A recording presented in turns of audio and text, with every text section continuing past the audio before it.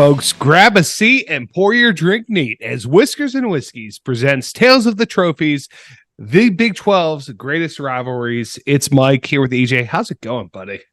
I mean, as you can see with my headgear here, my football weekend went much better this time around. So vibes are much better than they were last week. Yeah. It was quite that. Well, congratulations to you. Great win. Very, very strong win for you guys. And with one of the most electrifying football players of last year coming to visit. Was it in Detroit? Was the game in Detroit? Okay, I didn't watch any of the game today, but yeah, come to Detroit. Bijan coming into town, yeah, but held them under 50. Yeah, that's pretty damn good. Pretty damn good.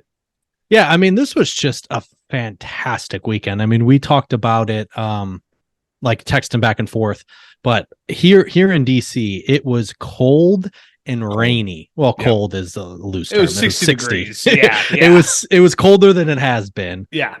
It rained like 5 inches and with like gusts of wind, which sounds like, why does that sound good? That sounds miserable. False. That meant I got to put on some sweatpants. I had a sweatshirt on. I barely left my house, and we had the best week to date. I would put this week up against other weeks in past years. It was a fantastic week of college football, and I was very fortunate enough because of how dreary it was and my wife being pregnant, not wanting to go outside. I got to enjoy every time slot to its maximum, and it was lovely. Same. I even fell asleep during Washington, which is, just that's what you're looking for. That's what the Pac-12 brings to the table. Yeah. And speaking of the Pac-12, I mean, like after this weekend, like, can we get these guys to agree to run it back for like one more year? Because man, like there is some good drama that is building up in the Pac-12 that I think is going to be there for those schools for at least next year. It's a shame that this conference is falling apart. Like, gosh, it would be really something to see like these teams all run it back next year, but I mean, we talked about it in our preview, just how many teams there were that were going to be in the mix for the conference that could have even higher aspirations, and they have not disappointed. I mean, you have Oregon that has just been boat racing people. Utah's defense is absolutely disgusting to the point where their offense has been horrific, and they're still winning tough games. Yeah. Then you have Washington. I don't even think they've like dropped a pass or incomplete. I don't even think there's been an incompletion for them yet. USC. Has there not? I mean, who would know? That's the thing. Who would know? But USC, I mean, Caleb Williams has been doing Caleb Williams things. And then you even have like the Beavers have been pretty good. The Cougars loose have been great. Like this is without even talking about too. Talking about prime.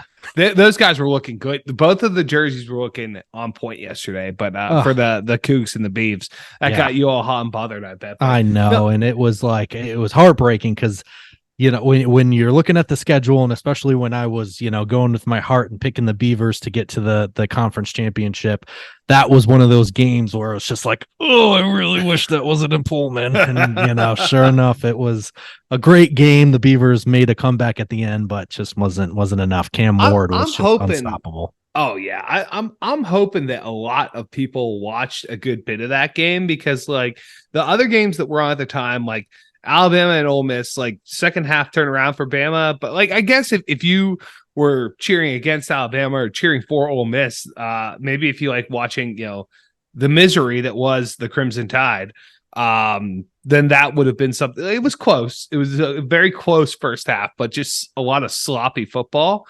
I mean, Oregon let's get to that in a second, but like, because I want to say like Oregon, that game was over. I got to spend a lot of time watching Oregon State and Wazoo, but that's because, like, I mean, you call like we were texting in the morning.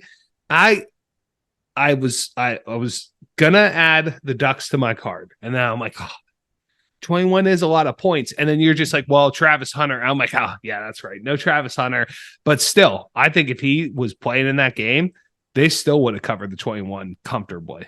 Yeah, because I think I mean, I think I gave a little like sneak peek our last episode, like, man, that's a game that, I had already had circled, it was a day after, and I was like, ooh, whatever this line is. And I think that I was able to see an early line. I was like, yeah, this is one.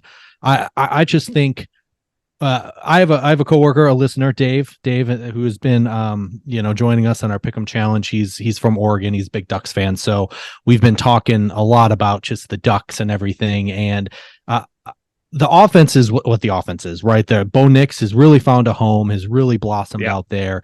The offense looks great. And so I felt really great that Colorado still isn't quite there on defense, and nor should they be, right? Like, no. let's not get this confused. This was a sure bet team to bet against last year. Like, they did not only did they lose, they were not covering last year. Like, teams were beating the crap out of them last year. And so you couple that with, okay, so then the next question is, can Colorado keep up on offense? And then this is obviously taken in consideration that Lanning has talk shit towards Colorado and Prime since like media day. So I didn't think Colorado would have enough. And I mean, I didn't personally think that defense was going to look as good as they did.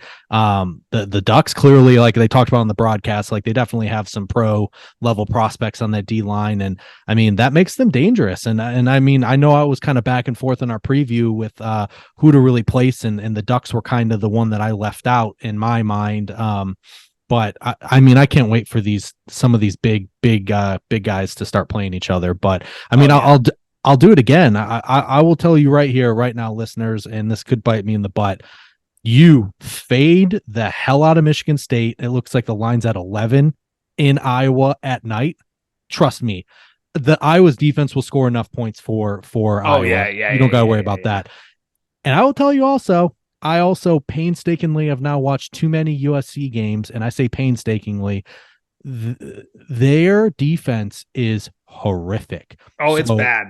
So you're looking at USC going to Boulder, and the line's 23.5. Well, so this is where I'm coming off my predictions from when the season started.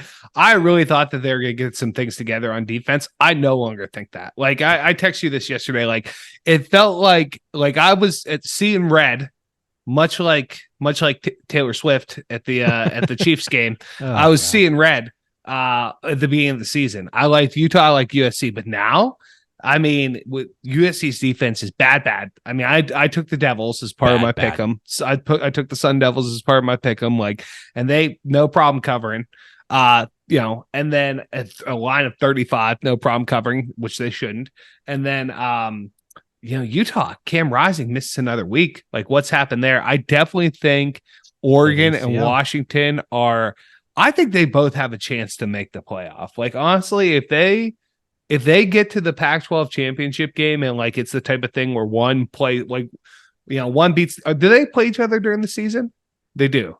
So where one will beat the other and then one beats the other for the championship, we'll see how things shake out. But like, if that's their only loss, I'd have a hard time keeping them out of the playoff because there's no other conference. Well, the Big Ten, but I think the tough thing for Oregon that I struggled with, and I'm trying to verify before I say this, but I am 90% sure, and I'm going to be able to tell you right now, they play in Seattle and at Rice-Eccles. So those two right there, and that's not considering them having to play a rivalry game at the end of the year against Oregon State, although at least that is at Autzen, but it's a rivalry game. But even taking that out of the mix, having to go to Seattle and to Rice-Eccles, that's where I thought they would just get tripped up with two losses. And then that will be, even if they win the Pac-12, that's going to be, enough to keep them out of the playoff. So that's just tough, but I agree. Like, if they can steal one of those games on the road, I agree with you. It's going to be great though. I mean, I thought I loved it. And I really think if you're looking for a bounce back with Colorado, I mean, Arizona State, I stayed up because I was on the other side of that. I got convinced and talked into Dave taking USC. And so I watched that first half, and I watched Arizona State's running back throw multiple completions. multiple. That's all I needed to see out of USC. So for Colorado, who's going to be embarrassed and ready to come back, USC is going to win. Don't get me wrong. Yeah. I'm thinking maybe 21. I think that's a very Vegas line, and I'm curious because I think Colorado, especially at home, might be able to keep up because that USC defense is horrific. Yeah, it's so bad. I think if it's a 21 line, I might take the Buffs again. I don't know. We'll see, but like, yeah, we'll see what else other things look like. But that's definitely something where, your gut reaction is to just fade Colorado, but listeners, USC's defense is that bad. And it's a shame because Caleb Williams is fantastic. Yeah. No, it's like I said, I think that the Pac-12 conference is definitely the most exciting to watch. I hope that this week with all the matchups, because there's a lot of great matchups, that folks got to watch it because it was just great football from start to finish, and falling asleep to Washington is just it's perfect. If you haven't taken the opportunity to watch any of those teams, the Ducks, the Beavers, the Huskies, the Trojans, the Utes, the Cougs, please make it a point because they are electric, especially when they're playing each other. They're definitely going out with a bang. All right, so we're going to take a quick break here, and then we have a really awesome little segment to get to before we get to our trivia. So, we'll see you in a second. And we are back. So before we went to break, I talked about, I just wanted to touch on something really quickly, and I was texting Mike about this, and I thought this was really, really awesome, and I definitely wanted to highlight it. So we, talked about the iron skillet last week, and it was really frustrating for us. And it happens too often where there just isn't enough documented information on the history, or sometimes it's hard for us to gauge really how heated a rivalry is for the people that are closest to it, because like we've mentioned, I'm from Michigan, he's from Pittsburgh. Like, we're pretty far away from a lot of these Big 12 schools, even some of the SEC schools. Like Mike is a Bama fan, so he had some knowledge of it, but on some of these football programs that maybe aren't very good doesn't mean that the rivalries aren't heated. So we actually had a commenter, a listener, give us some pretty good information. So I am going to share that with you guys. So this was Rangers King 6699. And he let us know, or she, that the current skillet is not the original skillet, which is kind of what we were thinking, but we couldn't figure it out. And then the original skillet was lost, which makes it awesome. And the new one came about in 1993, according to this listener. So that was the thing. And they also gave us a little bit more context because, again, we were kind of guessing that they would be pretty heated rivals. I found one article in the Dallas Star, I think it was, that talked about how they were each other's number one rivals. But this is what Rangers King had to say. So he said, here's the thing. SMU and TCU are each other's top rivals in terms of traditional hate. But because TCU made it back to the Power Five first and dominated for decades due to SMU's administrative malpractice, they like to think they're above the SMU game. This probably sounds like he's a Mustangs fan. They want the rivalry with Baylor to be their biggest rivalry because that represents Power 5 status and competing for national prominence. Problem for them is now SMU can compete with TCU again consistently, so the vitriol is back, but it makes them look bad fighting with someone they consider lesser, and that is why they're canceling it. And I had a feeling that was the case. Like when you see it being a heated rivalry, like that feels like the case. That the Power 5 school would look at this as something they want to shy away from. But yeah, it was a good match on Saturday. Got away from SMU towards the end there. Yeah, but it did. But I think it's very much thank you for the comments, and thank you for sharing that. I think just justifies that's always a good piece to a rivalry like this when you have a Power 5 and non-Power 5 school. That is something that we like to see. So please send us messages. You either comment, send us an email, send us a DM, slide into our DMs and Instagram, whatever it may be. If you guys, if we get something wrong, very likely to happen, it's probably already happened. Or if we are struggling to find information and you do have some insight because maybe, the rivalry is close to home for you, let us know. We absolutely love the feedback and appreciate it. So let's get on to today's episode. We're already there. Let's get on to today's rivalry. So we are talking about the Indian War Drum game played between the Kansas Jayhawks and the Missouri Tigers. And I know that sounds disgusting when it comes to football, but not anymore. Kansas looked good. Great. Kansas welcomed BYU to the conference this week, and Mizzou's looking pretty good too this year. So Drinklets has been doing a pretty good job out in Columbia, Missouri. So let's get to the trivia. So this trivia is gonna be, or this rivalry is rooted in American history, specifically the Civil War, which we will get to in a little bit. So I thought I'd have Mike brush up on his Civil War history. I love the Civil War. Like I've been to Manassas battlefield 3 times. I love walking around. My favorite of all the Smithsonian's to go to whenever someone comes out of town and they want to do the DC thing, I love going to the American History Museum. And there's a section where it's, all the wars throughout the year. And I love the Civil War. So I think I'm going to do pretty good here. So. And also shout out to our other longtime listener, Nathan Fedorchak, who is also, a proud historian himself. So, Nathan, I'm curious to see how many you get right on this. Yeah.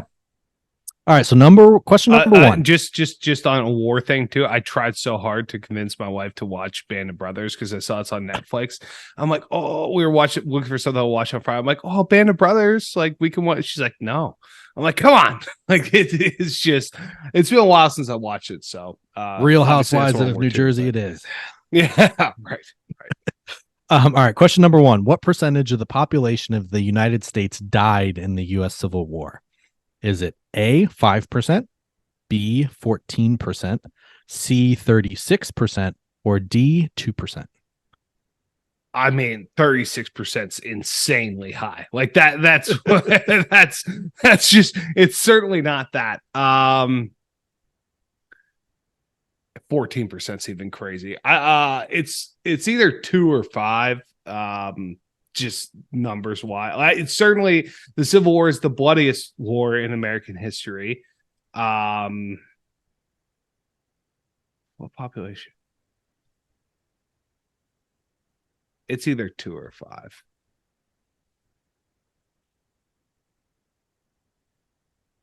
5%. It is D, 2%. Okay. Well, yeah. So it was amounting to more than 620,000 casualties, which was 2% of the population. Yeah, 36 is insane. 1/3 of the country. That's bananas. All right, question number 2. So kind of staying in the same vein here. What Civil War battle caused the most casualties? Was it A, Gettysburg? It was A, Gettysburg. You are correct. I know this one. I wanted to make sure I gave a little something here that was a little easier, but yes, it had 51,000 casualties, 23,000 for the Union, 28,000 for the Confederacy. Gettysburg was a victory for the Union forces. It's considered by many experts to be the turning point in the Civil War. Chickamauga was too, wasn't it? It wasn't. That was a pretty bloody battle, I think. Shiloh and Antietam are the other options. Yeah, Chickamauga, I think. Okay, anyways. Question number 3. What was the name of Robert E. Lee's horse that he used throughout most of the Civil War? Was it A, Visitor, B, Prometheus, C, Traveler, D, Achilles? C, Traveler. What else would you call a horse? You're traveling around on it. Come on. Yes, it is C, Traveler. Traveler weighed about 1,100 pounds and stood nearly 16 hands high. I guess if that's how you size a horse up, apparently. And he actually outlived General Lee, and upon his death was buried next to the Lee Chapel. Although Traveler was Lee's favorite horse, his stable also include 4 other horses: Richmond, Brown Roan, Ajax, and Lucy Long. Lucy Law. Ooh. What about Lucy Lawless, Xena Warrior Princess? There you go. He's on a horse here in Manassas. I don't know if it's Traveler or if it's what was the one before Lucy Law that you said? Lucy Long. Ajax. Yes. Oh, Ajax. I don't know if it's Ajax or if it's Traveler. Do you know the meaning behind war heroes riding horses as statues? What the significance is between when the horse has all 4 hooves down, if a horse has 1 hoof up, and if if the statue has the horse has 2 hooves up? I there actually is significance. It's not just like an aesthetic. I know that one of it's like if they like I think is it 2 hooves that they died in battle? One is where the horse died, and then all down as they lived the battle. Is that it? Very close. So 2 hooves up means that the general or whoever it is died in battle. 1 hoof up means they were injured but survived it, and then all 4 down means that they were unharmed and survived the battle. So a little fun fact for you guys. There we go. Question number 4. What was the first state to secede from the Union? Was it A, Mississippi, B, Alabama, C, Florida, or D, South Carolina? I was D, South Carolina. I remember being in Mr. Bainbridge's 9th grade history class thinking, wow, that's not what I would think. I would think it was like Virginia or something like that, but it was South Carolina. Because I think that they left and then they were like, guys. Everyone else is coming, right? Yeah, right.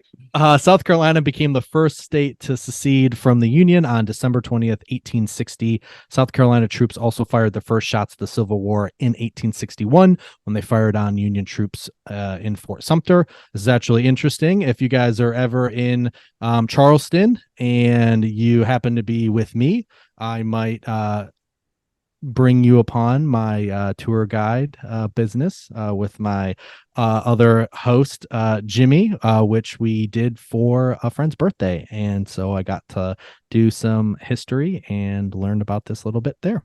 Nice. Ironically, South Carolina was also the first state to ratify the original Constitution of the United States. So they quickly changed their tune. Or I guess changed their tune originally and then went, nah. Whoa. This isn't what I signed for.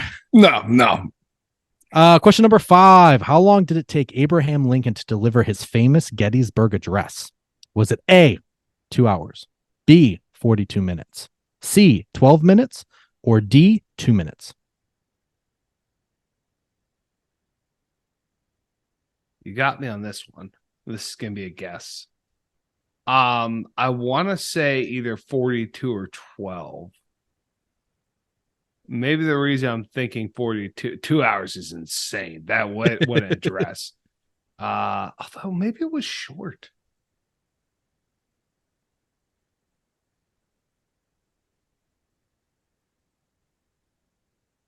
Two minutes. That's your guess? Yeah. You're correct. Yes. Considered one of the greatest speeches ever written, Lincoln's Gettysburg Address took less than 2 minutes to deliver. Yes, because there's it's the whole thing is what you hear the kids say, but then it's like there's more, right? But no, it was okay. Yeah, it's just that's it. It's the little kindergarten class speech. That's all it is. Yeah. And I threw in a little bonus. Usually we do 5. I thought we'd do 6. There were some really good questions, some interesting facts. That it's been so long since I've thought about this, but. Question number 6. What first appeared on a U.S. coin during the Civil War? Was it A, the Eye of Providence, B, In God We Trust, C, E Pluribus Unum, or D, Abraham Lincoln? So E Pluribus Unum is on the $1 bill. So I don't think it's on a coin. I know that Lincoln is currently on the penny, and In God We Trust is on the penny too. And I think I don't think that Lincoln would have been on the coin at that point. So I think it's In God We Trust. I think there's like some greater meaning to that too, of like how, you know, yeah, it's In God We Trust. There's something about that I think was in like a National Treasure movie too. But yeah, In God We Trust. Gotta trust Nick Cage. Oh, I know what I'm thinking about. No. I know what I'm thinking about. I'm thinking about the Miracle on 42nd Street when they it's either the original. Oh, it's the remake. Because in the original, he makes his case that Santa is real because the Postal Service, which is a branch of government, even though it's not, they don't get any tax dollars, directs all of their mail to the Kris Kringle from Macy's. So it's like, well, the government identifies this person as Santa Claus, so therefore he's Santa Claus. But in the remake that came out in like what, the 90s or whatever, it's because it says E pluribus unum on the, or In God We Trust on some piece of currency. I think he goes by E pluribus, or no, it's In God We Trust. And he's like, well, no one's ever seen God, but like we as a nation have put like the In God We Trust as a nation. So therefore, if we can trust this person, then we can trust that this guy's, something like that was the argument. That's what, anyways, I think it's In God We Trust. You would be correct. There we go. Lightning hot. The words "In God We Trust" first appeared on a U.S. coin in 1864. And I'm actually pretty positive E pluribus unum is on coins. I think it's definitely on the quarter. I think all of these are on a coin. It was just more of a when. Okay. I don't know when the other ones came on. Yeah, like you said, Lincoln was probably later. But my hot streak continues. Yeah, 5 out of 6. That was great. 5 out of 6 and 13 2-1. Well, 13 3-1 because I live bet Ole Miss after Bama blocked a punt, got the ball at the 1, and ended up kicking a field goal out of all of that. That's when I live bet Ole Miss. So yeah. So 13 3-1 officially, or 13 3-1 officially, with a but really on my card 13 2-1. So quite the weekend. Alrighty, so why don't we pivot back to this trophy? So Mike, do you have any guesses to what this trophy looks like? I've actually never seen this trophy. I am thinking it's more not like a bass drum, but like a drum, like like a snare almost, like where it's like, a typical type of drum, and it's a wood bass with like some type of like animal skin latch to it, and there's like a drum stick that's like got a big soft top and maybe a feather dangling off of it. That's in my head. That's what I'm thinking of when I think of an Indian war drum. Okay, well, I guess we're just gonna have to see if you are correct in a little bit here. So first, why don't I give you a little bit of the history of the rivalry? So the first matchup between these two schools was in 1891. Kansas won 22-10, and Kansas won the first 13 of 18 meetings. However, the series has since pivoted, and Missouri currently leads the series 57 wins to 54 losses to 9 ties. So pretty tight. Yeah, very close. So when the series ended in 2011, it was the second most played rivalry in Division I football history with 120 games. It has since fallen behind several other conference rivalries, but still ranks 8th. The teams first met on Halloween in 1891. Love these games on Halloween. That's what we like to hear. Absolutely. So after the 1819 game was canceled due to the 1918 game was canceled due to the 1918 flu pandemic. The teams met on the field 93 years in a row after that, from 1919 to 2011. So there is a bit of controversy, differing opinions on what the actual series record is. So Missouri leads the series, like I had said, and they're the ones that claim the 57, 54, and 9 record. But the 1960 game is disputed, and Kansas claims that the record is actually 55, 56, and 9. So why was the game disputed?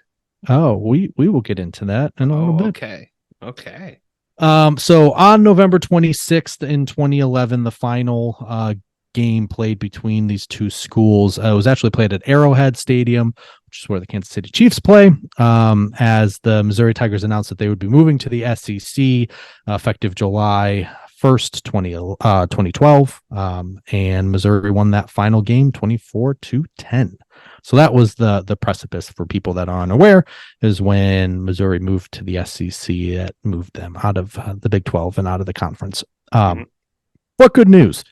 In May 2020, it was announced that there was agreement made for these football games to be renewed in 2025 and 2026, and then in 2031 and 2032. So I'm hoping with conference realignment that still sticks. I imagine that there could be some oddities there based on how many conference games are going to be played ultimately, and how many non-conference you're going to play. This would obviously be a pretty big non-conference for both teams, but I'm really hoping that they stick with it. They obviously haven't mentioned anything about it, about canceling anything quite yet. But Missouri is scheduled to be the home game in odd number of years, and Kansas will host in even number of years. So the history.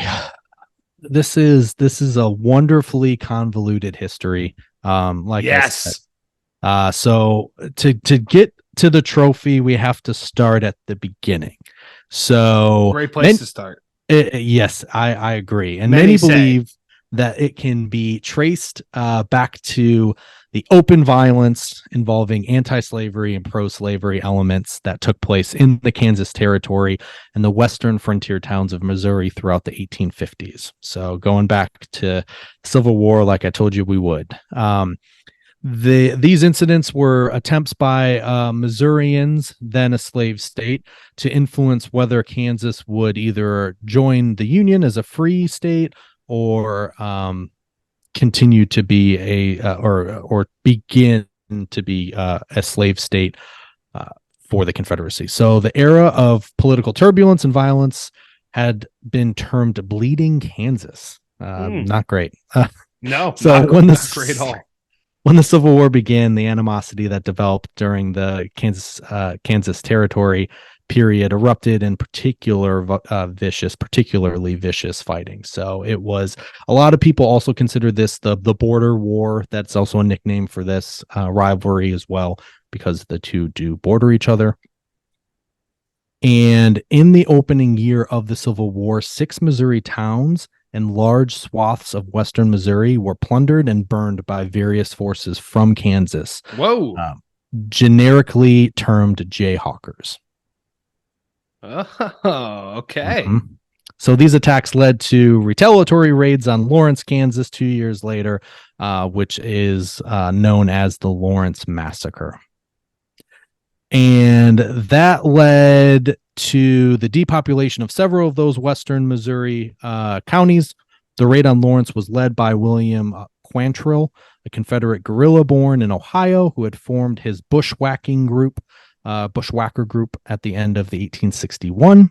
Quantrill, sorry for you history buffs. Quantrill had earlier been a resident of Lawrence, teaching school there until the school closed in 1860. So Quantrill also attacked a nearby town of Olaf, causing chaos during the Civil War. So from being a school teacher to leading raids. All right. Yeah. So hey, it's the Professor Quantrill. Bang. Our teachers are, mere shells of what they used to be. Could you imagine all the teachers that in your life just decide, hey, you know what? We're gonna go on a couple raids here.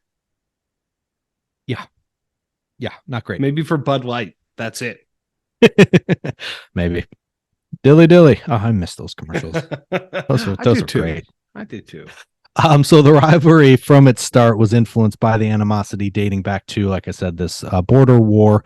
Evidence cited included a newspaper article on the 1891 game opening with a reference to the border war, and a University of Missouri professor stating in 1910, the annual football game is but a continuation of the border warfare of earlier times, end quote. So, additionally, an article on the rivalry written by Kansas football coach A.R. Kennedy in 1917 stated, quote, no wonder the border warfare terms of Jayhawk and bushwhacker were revived, for in many ways football is a worthy successor to war. I like that. Oh, I like this. Yes. These are good coaches. So as you're gathering here, the mascots of the two universities were derived from this time period. The University of Kansas, like many other universities, had no official mascot during early years of its existence. The football team had used many different independent mascots, including a pig. But you're not as good as Floyd. Oh, no, you're not as good as Floyd. No one's as good as our good boy Floyd. In the 3 years preceding the decades following the Civil War, the term Jayhawker was generally used to denote plundering marauder, both in the Missouri-Kansas region and nationally. Such a fun little cartoon. It's hard to believe that's how it all started. Now, you guys are going to be watching, Bill Self or, hopefully some football, some Kansas football this year. And you're going to think of a Jayhawk in a different way. I certainly am. Now I think that those all black uniforms are better now. I think more fondly on them now. Yeah. However, after Charles Jennison christened the 7th Kansas Volunteer Cavalry the Independent Kansas Jayhawkers in 1861, the term also began to be used as a term for any troops from Kansas, and eventually by Kansas as a term they proudly applied to themselves. So I guess that makes it better.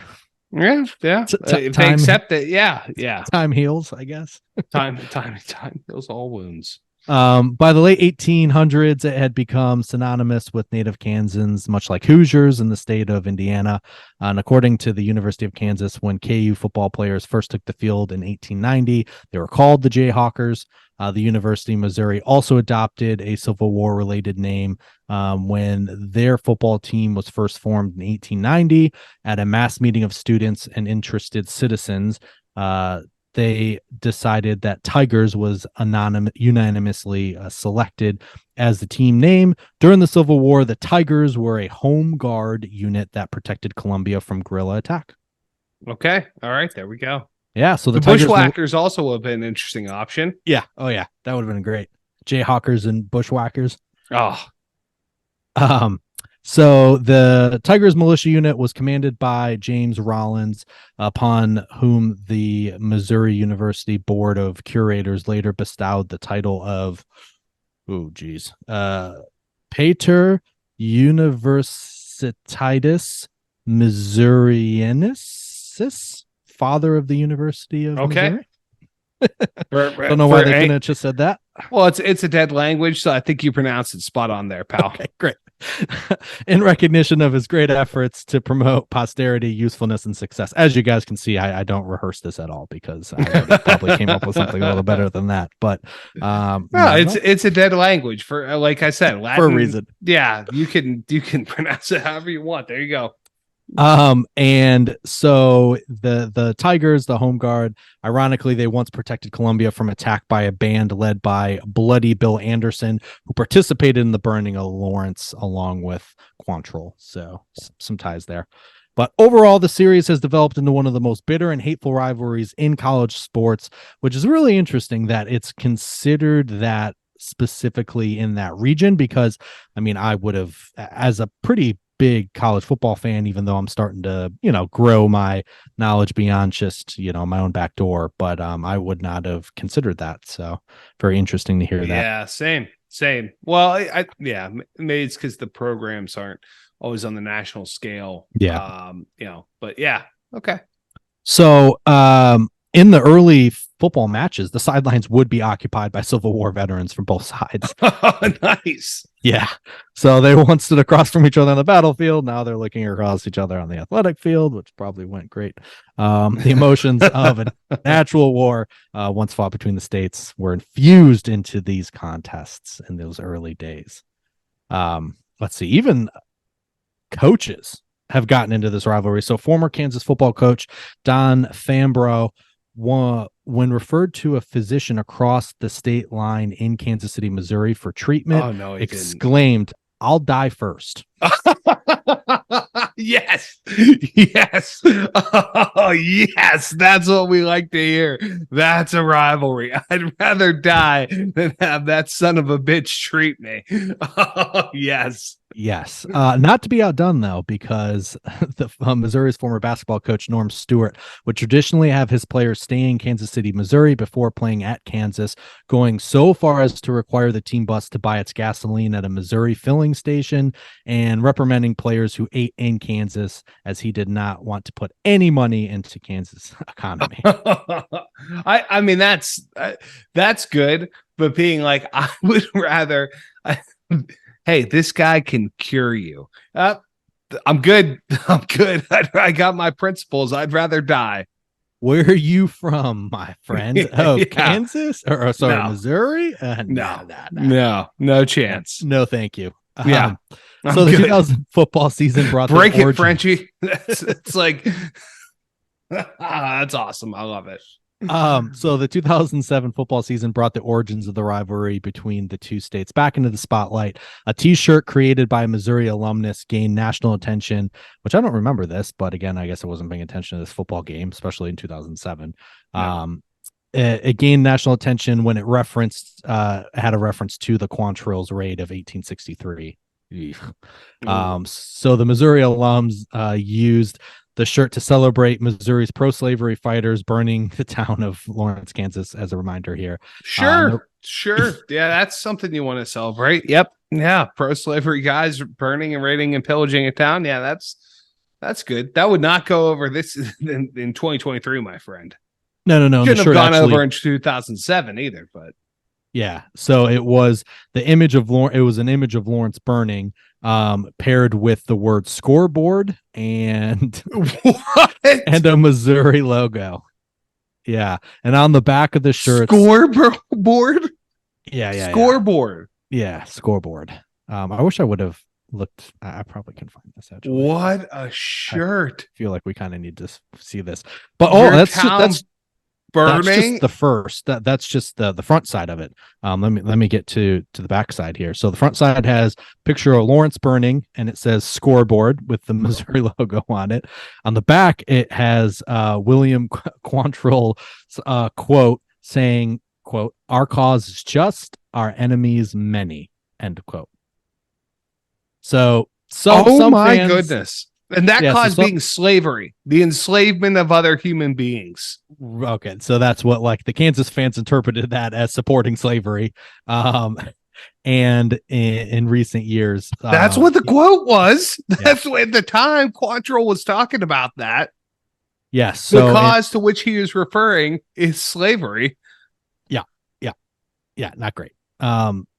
So that led to Kansas fans referring to anything coming from Missouri as slavers is what they would call. Well, they refer themselves as that. So man. Yeah. So I guess Kansas supporters returned fire. Not they. I don't want to disparage the entire state here, but at least the guy that made the shirt. Yeah. So the Kansas supporters returned fire with a shirt depicting abolitionist John Brown with the words, quote, Kansas, keeping America safe from Missouri since 1854. Nice. A tasteful response. Yes. So I'm going to see if I can find this real quick. Holy cow. Pictures. That's something. That's wow. That would be like if like US played Japan in like the World Cup and someone did a shirt with a mushroom cloud on it that said scoreboard. Like that's insane. Yeah. Let me see here. I wonder if you can let me share my screen for a second. Hit share screen at the bottom. Okay, perfect. Because sometimes it's weird here. So can you see that right here? Oh my goodness. So that's what we're looking at here. Let's see, zoom in a little bit, but that's a burning town. That is the town of Lawrence, Kansas on fire. And it says scoreboard right beneath it. Wow. Yeah. Not a smart idea there. No. So I hope that's really let you. This was one of the ones that I was taken aback by, right? So when I'm going into this, and I have, I start in the end of football season, and I start to compile all the different rivalries, and then I start to narrow it down. Usually I have a couple left over. It depends. And, I was, especially with the Big 12, I was just desperate for any, hence why we've used some of the newcomers like Cincinnati, Houston, UCF as use at BYU eventually, using some of their trophies because the Big 12 didn't have too many. They have great rivalries, but not necessarily trophies. So Kansas, Missouri was not, I saw it and I was like, okay, whatever, we need an episode here. Instantly started the research and went, okay, this is going to be one of those kind of rivalries. Yeah. So there's a lot to it, but only scroll to this one.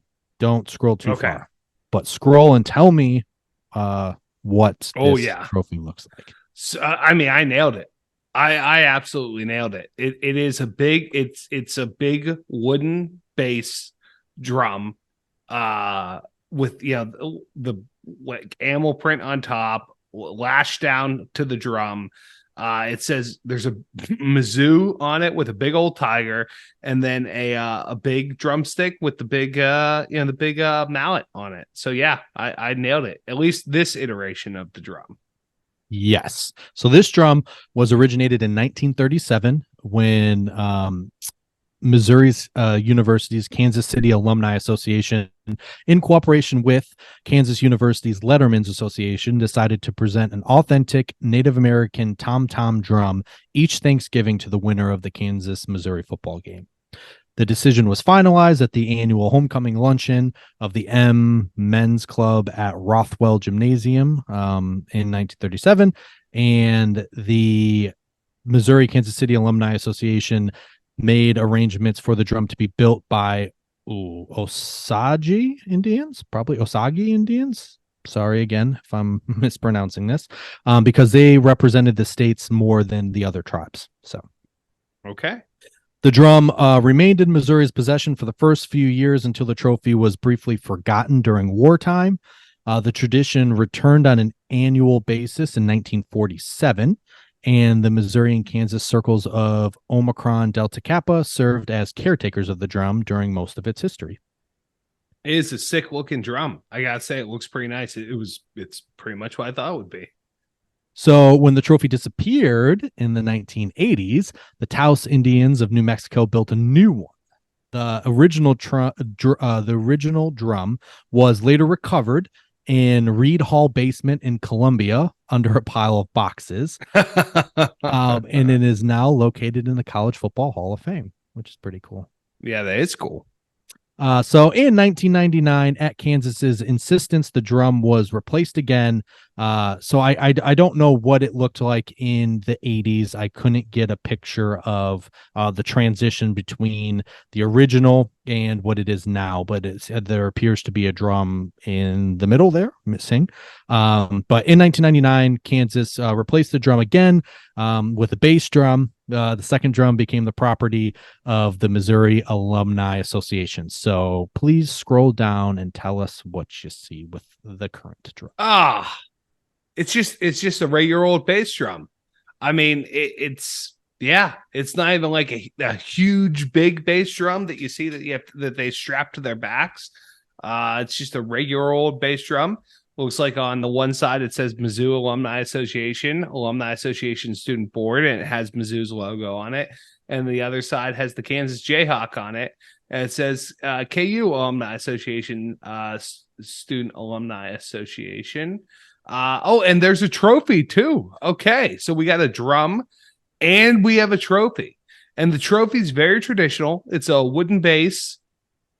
It has a big gold football on the top, as a pillar for Kansas and a pillar for Mizzou on it, and then it has a couple of plaques on it. So okay, I mean, I like.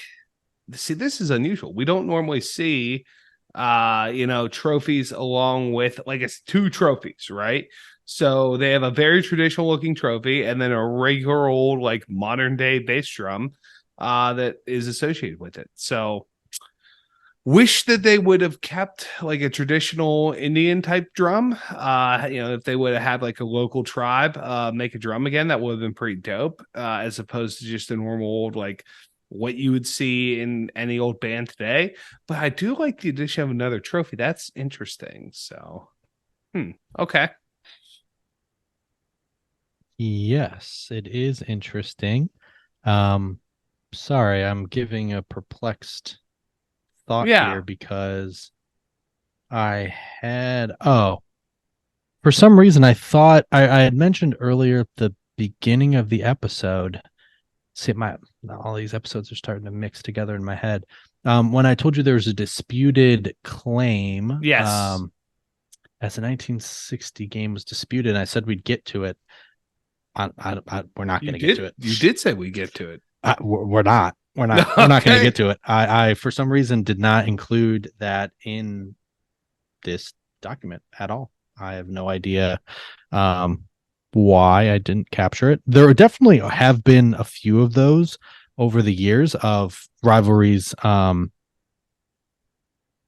being like disputed, like games like I think we talked about one already earlier this season where there was a dispute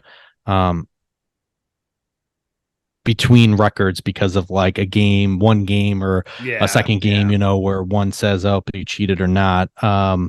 So I don't think I have it. Oh, here. Seen this all from. Okay, well, I guess I can give you somewhat of an answer here. So I guess in 1961, during a Missouri loss to Kansas in Lawrence, a bench-clearing fistfight erupted between the two teams. Afterward, Kansas athletic director Dutch Lawnborg suggested the schools discontinue the rivalry. In the nationally televised rematch won by Missouri, another brawl exploded, this time involving fans who streamed onto the court. Oh, see, this is basketball. See, so they're fighting in basketball. Oh, wow. I can't see why this was disputed. Interesting, but I guess that gives you just like sheds a little bit of light into this rivalry as a whole. Is like this border war expands, and I guess I probably should have said this at the beginning. It expands beyond just football. Like this is definitely heated rivalry, and anytime you have anything to do with race, especially nowadays, this probably makes us even more heated, and especially with that shirt in 2007, which is way too recent for someone to create something like that. Oh yeah. But yeah, I'm gonna tell you right now, sorry, please, hey, this is an opportunity, listeners, if you are a fan of this rivalry, please tell us why there is a disputed game in 1960, because here we go, never mind, whole section here.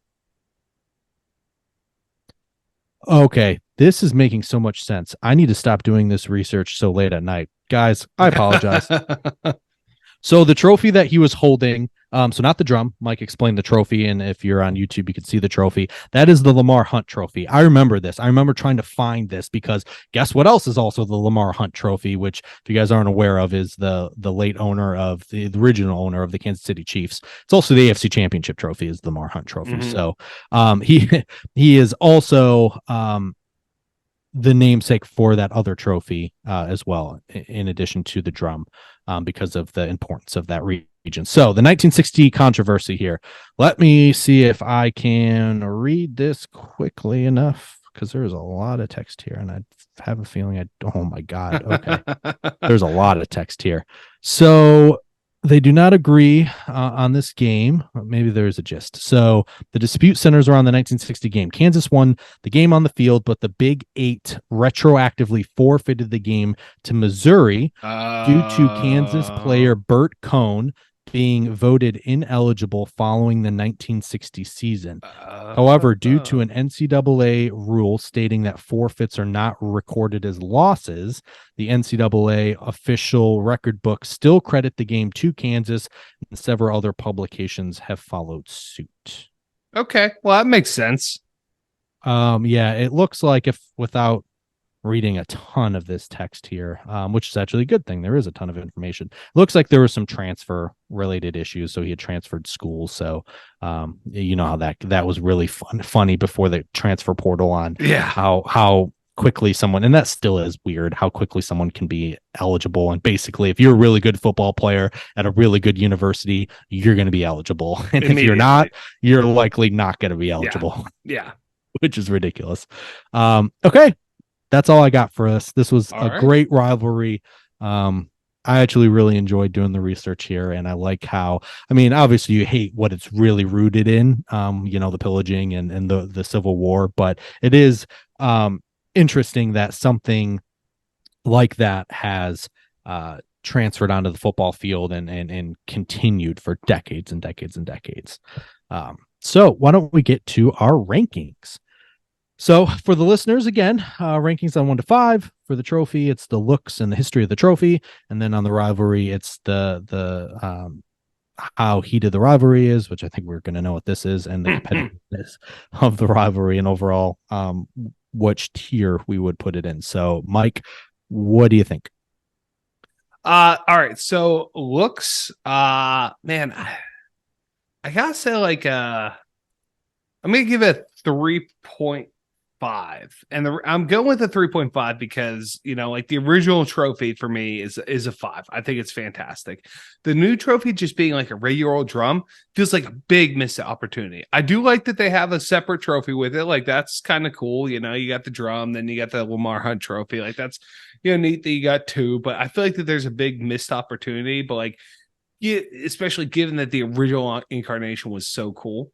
I mean, yeah, quick, easy change. Just have a Native, like, reach out to a Native American tribe in the area and see if they would kindly fashion you a drum.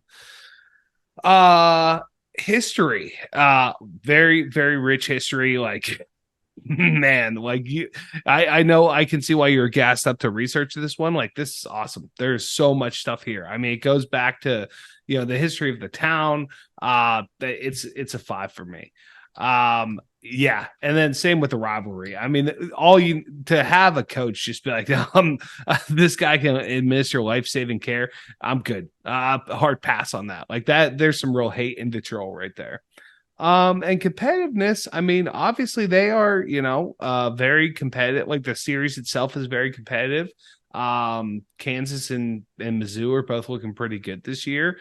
So I'm gonna say it's a 4, just because, like, on the national scale, they're not powerhouses. So I'm gonna say it's a 4, but overall top tier for me. I think we're gonna be pretty aligned on this. So for looks, I'm gonna just put it as a 3. I mean, we'll get to it, and we're probably going to have the same answer for what we would change to make it a 5. But yeah, I mean, it's just a modern day, bass drum that you'd see on a band member, or used by a band member. The history of the trophy, I'm going to go like a 4.5 because it dates back so far. It has a few iterations, which we love. So even if the newest one isn't necessarily the greatest, can still appreciate that. The rivalry's got to be a 5. Competitiveness has also got to be. I mean, it's gonna be interesting to see these two teams in 2 seasons play, because I think the rivalry was dominated as of recently, hence why Missouri had the chops to move to the SEC. But so I'm still going to go with let's go 4.5 there. Okay. And then overall, it's a top tier, but the top tier is because it is a top rivalry, right? The Yeah. trophy is definitely not, Yeah. but this is but a version of the trophy. A version of the trophy definitely was. And so top tier, and then just really segueing right into it. I agree. They just need to get back to an original Native American made war drum instead of a modern bass drum. I think they do that, and this is just perfect all around. And this is definitely a game I'm going to put into my phone and really remember to watch, because I can't wait for 2025, because hopefully Kansas's trajectory stays the same with Leopold, and Drinklets has been pretty good at Missouri so far, as good as you're going to be in the Big 12, or excuse me, the SEC, especially, in Columbia, Missouri. So I think it would be awesome if those guys were at least ranked, or one of them was ranked and the other one was still undefeated going into the game. Like, even if it was a couple games, right? I don't need this at the end of the year. It can still be early season, but really looking forward to this. Yeah. Same. Yeah. No other notes. I mean, that's the biggest change is just go to the College Football Hall of Fame, grab your old trophy, and trot that bad boy back out on the field. Yeah, and I think that's appropriate. I don't think there's any other thing to do with this rivalry that would be better. Like, I don't think there's any other replacement item or anything like that. So no. And just like I said, the reminder is this game will not be played this year, but the good news is they did renew, so they should be returning in 2025 for at least a home and home for 2 years, and then another home and home a few years later after that. So stay tuned. But that's going to do it for us this week. Follow us on Instagram at whiskers.whiskies, and please subscribe to our YouTube channel. Don't forget to check out our Saturday morning pick'em posts as well. We are very clustered here. Mike got himself back into the conversation with a 3-0 weekend. Could have been 4-0. I'm sorry. I will just apologize here. With the way the board shook out for me, I couldn't be happier. I mean, 13, like I said, 13-2-1 on the picks, hit 2 parlays. I'm happy. So, and please be sure to check out our new website, whiskerswhiskies.com. And that is where our college football preview bracket is located, which again, we will get to our kind of mid-season, where are we at now, which will be exciting as well. And okay, sorry, I was wondering. Okay, and that's also where our Ultimate Sports Travelog is located. I was checking my phone because I was a bit confused at this next sentence, but now it's becoming more and more clear because we are recording this now, and this is coming out this weekend. But the next weekend, I know, math, right? If I'm recording it for this weekend, the next weekend would be the next weekend, correct? Yes. Join us next week. It is already time. I can't believe it. When we talk about the Red River rivalry for the last time in the Big 12. Thankfully, not the last time ever, because we're going to the SEC. But we are it's already that time, Mike. It's already time for the Texas State Fair. Hopefully, we can get together like we did 2 years ago. 2 years ago or so. Yeah. Season's flying by, man. It's flying by. So, for Mike, I'm EJ. Always remember, too much of anything is bad, but too much good whiskey is barely enough. Cheers, boys.